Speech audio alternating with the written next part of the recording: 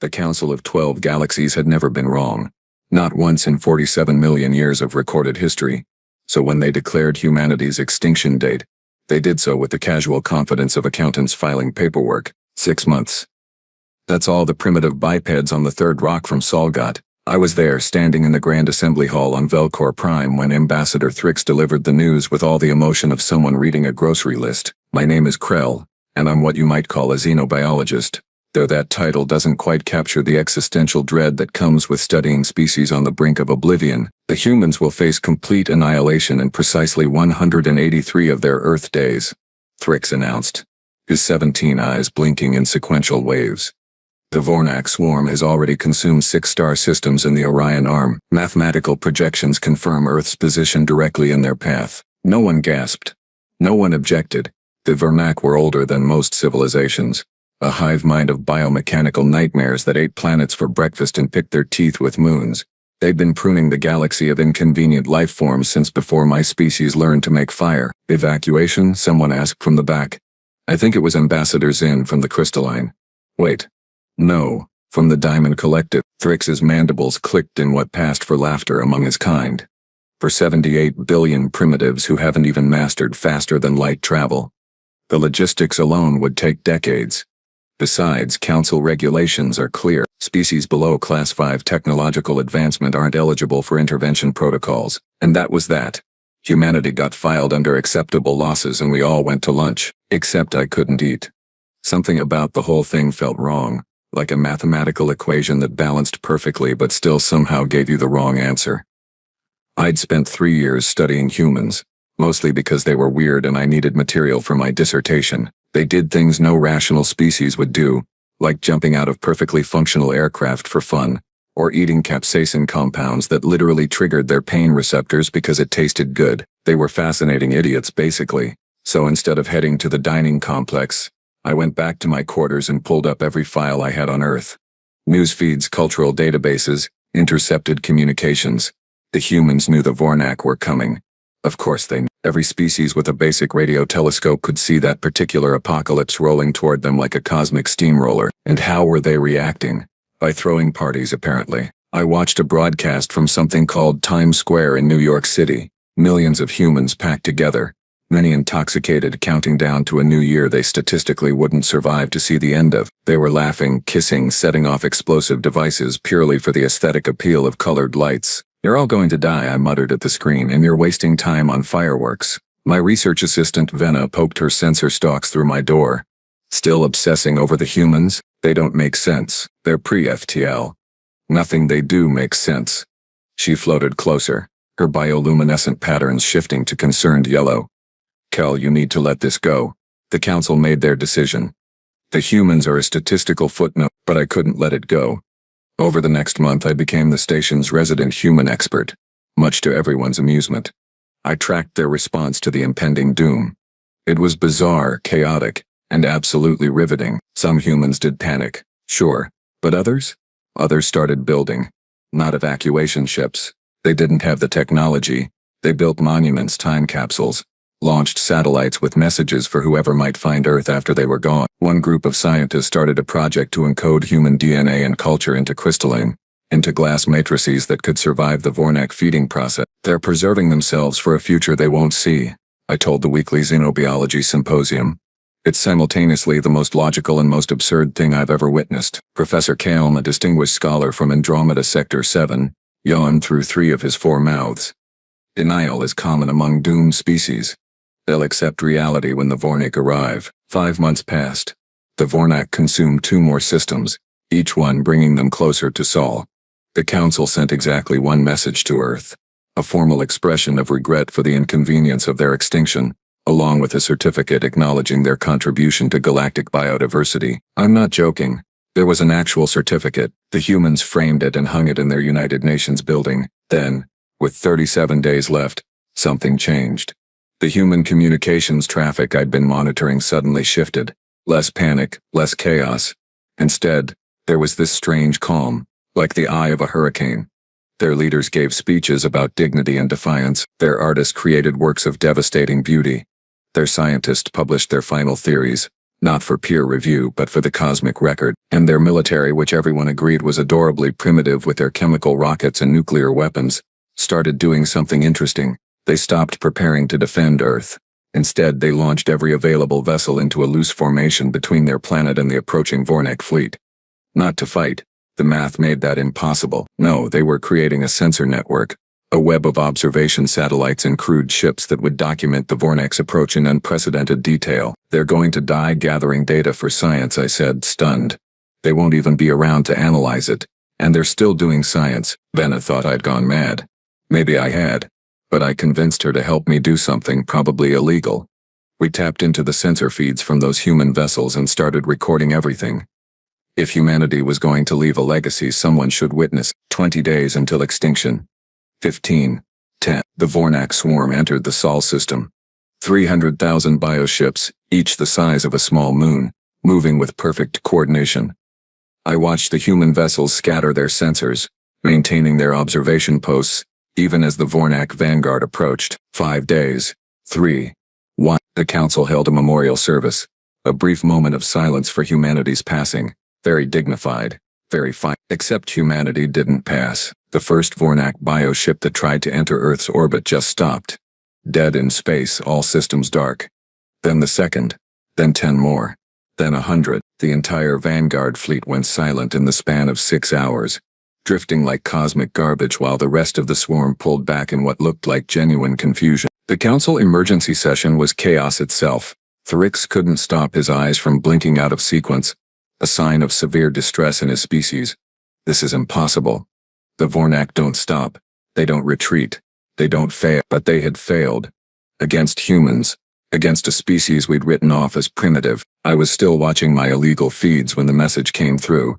It was audio only, transmitted on every frequency simultaneously, delivered in flawless galactic standard. The voice was young, female, and carried an edge of something I'd never heard before. Not quite amusement. Not quite anger, something in between. Hello, Council of 12 Galaxies. My name is Miro Voss, and I'm speaking to you from the Sol Defense Initiative headquarters. I understand you gave us 6 months to live. Generous of you, really. The flowers you sent were lovely. Sarcasm. She was using sarcasm while sitting on a planet that should have been consumed an hour ago. You might be wondering what happened to your unstoppable Vornak friends. Well, funny story. Turns out, when you spend 10,000 years surviving ice ages, plagues, world wars, asteroid impacts, and each other, you develop a certain knack for not dying. We're stubborn like that. I leaned closer to my screen, my 3 hearts hammering in asynchronous rhythm. Your Vornak swarm operates on a hive mind frequency, doesn't it? Beautiful system. Very efficient. We noticed that about 8,000 years ago when they last came through this sector. Oh, did we forget to mention that? Yeah, they tried to eat us before we were still hitting rocks together to make fire, but we remembered. Humans are excellent at holding grudges. The chamber had gone completely silent. Every delegate was accessing their own feeds now, trying to verify what they were hearing. Mira continued, her voice taking on a cheerful quality that somehow made the words more terrifying. So we spent a few millennia figuring out how hive minds work. Trial and error, mostly. Lost a few colonies on Mars and Europa during testing. But that's the cost of science, right? Anyway, we developed a harmonic disruptor. Sends out a signal that makes hive mind frequencies collapse into recursive loops. The Vornak are basically arguing with themselves right now about whether they exist. Philosophical crisis at a quantum level. It's actually pretty fascinating from a neurological standpoint. Professor Kale made a choking sound. His species didn't have vocal cords, so that took effort. Now, here's the thing, Mira said, and I could hear the smile in her voice. We could have told you about this. We could have asked for help, shown you our research, maybe gotten that Class 5 rating you're so precious about. But you know what you did instead. You sent us a certificate, a goddamn certificate like we were a kindergarten class that tried really hard at the science fair. Oh no! Oh no! She was angry. An angry human was somehow more terrifying than the Vornak. So here's humanity's official response to the Council of 12 Galaxies. We're still here. We've been here for 10,000 years. We'll be here for 10,000 more. You want to classify us? Fine. We're class whatever we want to be, and we're not asking for permission anymore. We saved ourselves. We'll save ourselves again if we have to. And if the galaxy needs saving from the next cosmic horror, maybe don't count us out just because we're young. The transmission ended. Just like that. No goodbye. No diplomatic pleasantries, just the cosmic equivalent of a door slamming in our faces. The Grand Assembly Hall erupted into arguments that would last weeks. Some delegates demanded sanctions, others wanted immediate contact. A few suggested pretending the whole thing never happened. I sat in my quarters, rewatching the feeds from Earth's defense network, studying the signal patterns that had neutralized the Vornak. It was elegant, brutal, and absolutely brilliant. The kind of solution only a species that routinely fought extinction in one would develop. Vanna found me 12 hours later, still analyzing data. They're going to send a delegation to Earth. The Council wants answers. The Council wants to know if humans are dangerous, I corrected. And the answer is yes. Absolutely yes. But not in the way they think. What way then? I pulled up an image of Mira Voss from the human databases. She was 23 years old, had 3 doctorate degrees, and in her official ID photo, she was smiling like someone who just pulled off the greatest prank in galactic history. Humans are dangerous because they don't know when to quit, I said.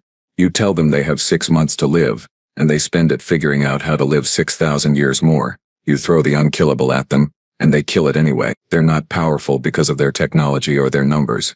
They're powerful because they're too stubborn to accept that anything is impossible. That sounds like a problem, or an opportunity. I started drafting my report, already knowing it would change everything. The Council classified humanity wrong. They're not a Class 5 technological civilization. They're a Class 1 survival civilization. The oldest, meanest, most persistent survivors in the galaxy, and we just made ourselves look like the idiots who wrote them off. Vanna's patterns shifted to thoughtful blue. What do you think will happen now? I thought about Mira Voss, about her sarcasm and her smile and her casual mention of 10,000 years of survival. I thought about a species that threw parties while staring down extinction and built monuments to futures they might never see. I think, I said slowly, the galaxy is about to get very interesting. The Council delegation arrived at Earth exactly 47 days after what humans were now calling the Vornak incident. I say calling, but that implies some level of seriousness. The humans had turned it into merchandise. T-shirts reading "I survived my extinction date" were apparently selling quite well. I was part of that delegation naturally, as the station's resident human expert, which was a title I'd somehow earned by being the only one who bothered to actually study them. I got drafted into what was definitely going to be the most awkward first contact in galactic history. Ambassador Thrix led our group, all 17 eyes twitching nervously as our ship approached Earth's orbital defense network. And yes, they had an orbital defense network now, 36 platforms bristling with weapons that definitely hadn't existed 6 months ago, all of them tracking our vessel with uncomfortable precision. They built those in 6 weeks, Vanna whispered, her patterns flickering anxious purple. How did they build those in 6 weeks? Spite, I muttered. Pure concentrated spite and coffee, probably. The humans guided us to a landing site in Geneva, Switzerland. The United Nations had apparently decided this was important enough to dust off their primary assembly hall, the one usually reserved for arguing about things they'd never agree on. I'd done my homework on human politics. It was like watching 1,000 different species try to cooperate, except they were all the same species and somehow that made it worse. We were met on the landing pad by a reception committee of 12 humans, mirroring our own delegation numbers, subtle. The humans enjoyed their symbolism, and there, standing in the center, was Mira Voss. She looked exactly like her photos, except somehow more intimidating in person. She wore a simple black suit, had her dark hair pulled back efficiently, and watched our approach with eyes that had probably calculated 17 different ways to neutralize us before we'd even opened the airlock. She was also eating an apple. Just casually eating an apple while waiting for the most significant diplomatic encounter in human history. Ambassador Thrix, she said, nodding politely as we descended the ramp. Welcome to Earth. Thank you for not sending another certificate. My office was running out of wall space. I couldn't help it. I made the clicking sound my species uses for surprised laughter. Mira's eyes flicked to me, one eyebrow raised in what might have been approval. Thrix managed to get all 17 eyes under control. Representative Voss, on behalf of the Council of 12 Galaxies, we come seeking dialogue regarding recent events. You mean the part where we didn't die on schedule? Mira took another bite of her apple. Yeah, that must have messed up your paperwork something fierce. Come on, we've got a conference room set up. Fair warning, it's going to take about 6 hours of discussion to get anywhere productive, and humans get cranky when we're hungry. We've arranged lunch. She turned and walked toward the building without waiting to see if we'd follow.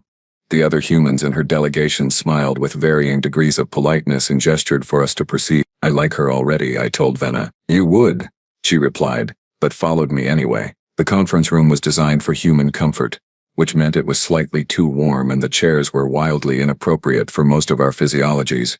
The humans had tried, bless them. There were cushions and adjustable seats and what looked like a heating pad for Ambassador Threx, who was cold-blooded. But what caught my attention was the wall display. It showed Earth from orbit, beautiful and blue and completely uneaten by cosmic horrors. Underneath, in multiple languages including Galactic Standard, was a simple caption, "Still here." Mira sat at the head of the table, her apple core deposited in a recycling bin with practiced accuracy. So, let's address the obvious question first. How did a primitive pre-FTL species defeat the Vornak swarm when civilizations a million years older failed? Thrix's mandibles clicked uncomfortably. That was going to be our question. I know, but see, I've studied your council records. Took some hacking, won't apologize for it. You've encountered the Vornak 47 times in recorded history. You've never beaten them. You just evacuate whatever systems are in their path and file reports about acceptable losses. She leaned forward, elbows on the table. So I'm curious why you never tried what we tried, which was. This came from Delegate Morix, a scholar from the Spiral Collective. Mira smiled. It wasn't a nice smile. We asked them nicely to stop. The silence that followed was profound. Then she laughed, actually laughed, and pulled up a holographic display. Okay. But seriously, the answer is embarrassingly simple. We studied the problem. The Vornak are a hive mind operating on quantum-entangled communication frequencies. Their individual units have no autonomy, no decision-making capability. They're drones following orders from a central consciousness. This is known, Thrix said. Right, but here's what apparently wasn't known. Hive minds have a fatal flaw. They're phenomenally efficient but catastrophically fragile. Disrupt the signal and the whole thing collapses. It's like a house of cards. Beautiful structure until someone sneezes. She manipulated the hologram, showing wave patterns and frequency disruptions. We developed a harmonic resonance weapon that creates feedback loops in quantum-entangled systems. The Vornak's communication network ate itself from the inside out. Professor Kelm, who'd insisted on joining the delegation despite my advice, spoke up. Impossible. Our best scientists studied hive mind vulnerabilities for millennia. Did they, though? Mira pulled up another file. Because I've read your research papers. Very thorough. Very theoretical. Lots of elegant mathematics. But I notice you never actually tested anything on real hive minds. Too dangerous, too unethical, too much risk of making them angry. Obviously, Morix said. Right. Obviously. Can't have ethics violations. Mira's voice dripped with that sarcasm again. Except humans don't have that problem because we've been violating ethics since we figured out what ethics were. We test things. We break things. We lose colonies and cities and sometimes entire continents figuring out how the universe works. It's not pretty, it's not safe. But it gets results. She stood up, pacing now. I'd learned this was a human thinking behavior. 8,000 years ago the Vornak came through Sol system. Wiped out our settlements on Mars, our mining operations in the asteroid belt. Earth survived because we were too primitive to be worth the effort. But some humans remembered. We passed down stories, warnings. And when we got smart enough we started preparing. For 8,000 years? I couldn't help asking. Mira turned to me, and I saw something ancient in her eyes despite her youth. Humans have long memories for things that try to kill us. We've been tracking the Vornak's pattern, predicting their route. We knew they'd come back eventually, so every generation did their part, built on what came before. Lost people in experiments failed hundreds of times, kept trying anyway. She pulled up images. Research stations destroyed in testing accidents. Colony ships that vanished. Monuments to scientists who died pushing the boundaries of what was possible. This wasn't genius. This was stubbornness weaponized across millennia. We're really good at holding grudges and really bad at accepting defeat. Thrix was taking notes now, his appendages moving frantically across a datapad. You dedicated 8,000 years to defeating a threat that might never return. Well, we also did other stuff. Invented agriculture, built civilizations, had a bunch of wars, created art, wrote philosophy, developed ice cream. Multitasking is another human specialty. Mira sat back down. But yeah, we kept the Vornak project running in the background. Various governments, universities, independent researchers. Sometimes we forgot about it for a century or two, then someone would rediscover the old files and pick up where we left off. That kind of institutional continuity is remarkable, I said. Most species can barely maintain projects across a single generation. Most species don't face extinction every few thousand years, Mira replied. We've had ice ages, supervolcanoes, asteroid impacts, pandemics that killed half our population. Extinction is kind of our thing. We've gotten good at bouncing back. Then his patterns shifted to curious green. Your casualty figures from the Vornak encounter. How many did you lose? 43,000. Mostly volunteers manning the sensor network. Mira's expression hardened. We'll remember every single one of them. Already building monuments, writing their names into the historical record. That's another thing humans do. We remember our dead, honor their sacrifice, and use their loss as motivation to make sure the next threat doesn't kill anyone. The lunch arrived then, brought in by human staff who seemed bemused by the collection of alien dignitaries struggling with their furniture. The food was apparently designed to be safe for most of our biologies, which meant it was bland and carefully neutral. Mira noticed my expression as I examined what looked like processed protein paste. Yeah, sorry about that. Our actual food would probably kill half of you. Turns out we eat a lot of stuff that's technically poisonous. Don't ask about the capsaicin thing, it's weird and we don't have a good explanation. I've read about that, I admitted. You consume plant defense chemicals for pleasure, and we drink fermented sugars that impair our cognitive functions, and we jump off perfectly stable surfaces attached to fabric parachutes, and we keep apex predators as pets. She shrugged. Humans are bad at self-preservation on an individual level, but as a species we're apparently unkillable. Go figure. The afternoon session focused on technical details. Mira's team presented their research, walking us through 8 millennia of incremental progress. It was humbling, watching the trajectory of a species that refused to give up. They'd failed more times than most civilizations had tried, and they'd just kept going. So what now? Thrix finally asked. Your message indicated you're no longer seeking council approval for advancement. Correct. Mira pulled up a star map. We're expanding. Slowly, carefully. But we're going out there. We've got the Vornak ships to study. Reverse engineer. Figure we'll have functional FTL in maybe 50 years, maybe less if we get lucky.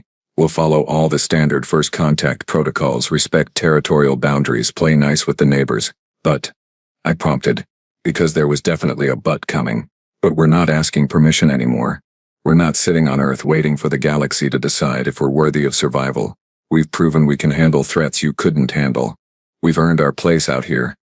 She met Thrix's many eyes without flinching. And if the council has a problem with that, well, you're welcome to try stopping us. Worked out great for the Vornak. It wasn't quite a threat. It wasn't quite a promise.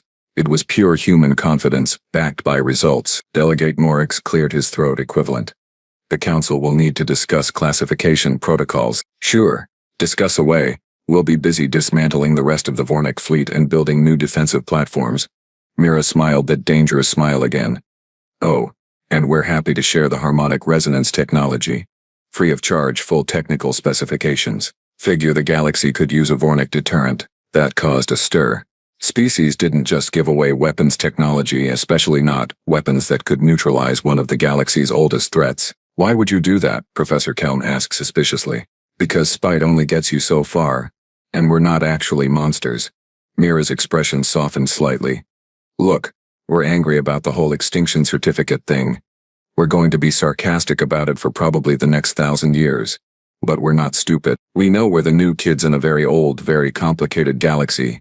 We're going to need allies, trading partners, people who can teach us things. She gestured to the star map. There's plenty of galaxy for everyone. We don't need to be enemies. We just need you to stop underestimating us because we're young. Every species out there started somewhere. You all had your primitive phases. You all survived impossible odds to get where you are. We're just doing the same thing, maybe faster and more aggressively than you're comfortable with, and with more sarcasm, I added. Mira pointed at me. See, he gets it. What's your name? Krell, I'm a xenobiologist. I've been studying your species for 3 years. Oh, you're the one who wrote that paper about human risk-taking behavior being a survival trait? She actually looked impressed. That was good work. Fundamentally misunderstood our coffee addiction, but the core thesis was solid. I felt a flush of pride that was probably inappropriate, given the circumstances. The delegation left Earth 6 hours later with more data than we could process in a year. A standing invitation to return, and several containers of actual human food that Mira insisted we try. If you're going to understand us, you need to experience the full insanity of our cuisine, she'd said, as our ship pulled away from Earth. I watched the planet shrink in the view screen. The orbital platforms tracked us until we cleared their range. Just a reminder that the unkillable species was now armed and paying attention. She was terrifying, Dana said quietly. She was 23 years old, I replied. Imagine what humanity will be like in another 1,000 years. I don't want to, but I did. I kept thinking about it as we traveled back to Velcor Prime. A species that survived by refusing to accept defeat, that turned spite into science and stubbornness into strategy. They'd spent 8,000 years preparing for one threat while simultaneously building an entire civilization, fighting wars, creating beauty, and apparently developing hundreds of ways to prepare caffeinated beverages. The council spent 3 months debating humanity's classification. In the end, they created a new category, Class 1 Adaptive Survivor Civilization. It was a fancy way of saying the humans were too dangerous to ignore and too useful to antagonize. Mira sent a thank you message. Just 2 words. Still here. 5 years later, humans made their first FTL jump. 50 years after that, they had colonies on 40 worlds. A century after the Vornak incident, human technology was being integrated into Council defense networks, and 200 years after we tried to write them off as acceptable losses, a human delegation joined the Council of 12 Galaxies as permanent members. The human representative was Mira Voss's great-granddaughter, who had apparently inherited both the intelligence and the sarcasm. I retired from xenobiology eventually, but I kept watching humanity. They never stopped being fascinating, never stopped finding new ways to survive impossible situations. They fought wars, made peace, lost colonies to disasters, and built new ones in defiance of probability. They were exhausting, brilliant, infuriating, and absolutely essential to the galaxy's continued survival. Every major crisis we faced, humans threw themselves at it with that same stubborn refusal to accept defeat, and every time someone suggested something was impossible, someone would bring up the Vornak incident. The time humanity had 6 months to live and decided that was more of a suggestion than a deadline. I'm old now by my species standards. I've watched 3 generations of humans come and go, each one building on what came before, pushing boundaries, breaking rules, and occasionally setting things on fire to see what would happen. They're still here, still surviving, still thriving, still eating poisonous plants and jumping off things and keeping predators as pets. The galaxy is a more interesting place because of them. More dangerous, sure.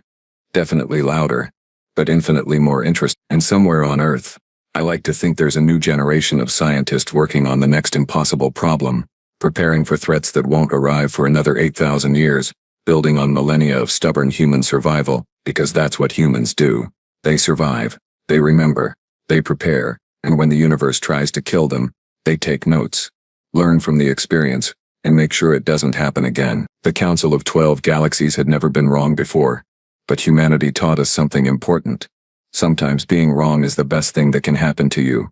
It keeps you humble, keeps you learn, and it definitely keeps you from underestimating the species that turned extinction into a learning opportunity.